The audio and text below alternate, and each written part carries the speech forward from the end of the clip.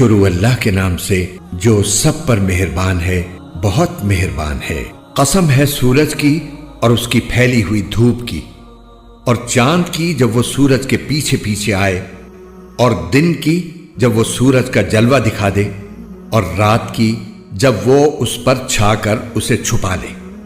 اور قسم ہے آسمان کی اور اس کی جس نے اسے بنایا، اور زمین کی اور اس کی جس نے اسے بچھایا، اور انسانی جان کی اور اس کی جس نے اسے سنوارا۔ پھر اس کے دل میں وہ بات بھی ڈال دی جو اس کے لیے بدکاری کی ہے، اور وہ بھی جو اس کے لیے پرہیزگاری کی ہے۔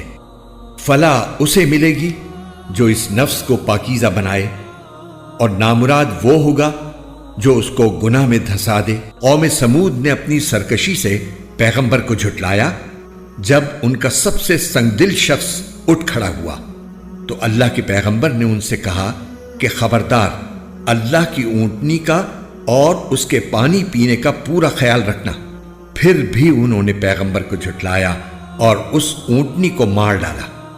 نتیجہ یہ کہ ان کے پروردگار نے ان کے گناہ کی وجہ سے ان کی اینٹ سے اینٹ بجا کر سب کو برابر کر دیا، اور اللہ کو اس کے کسی برے انجام کا کوئی خوف نہیں۔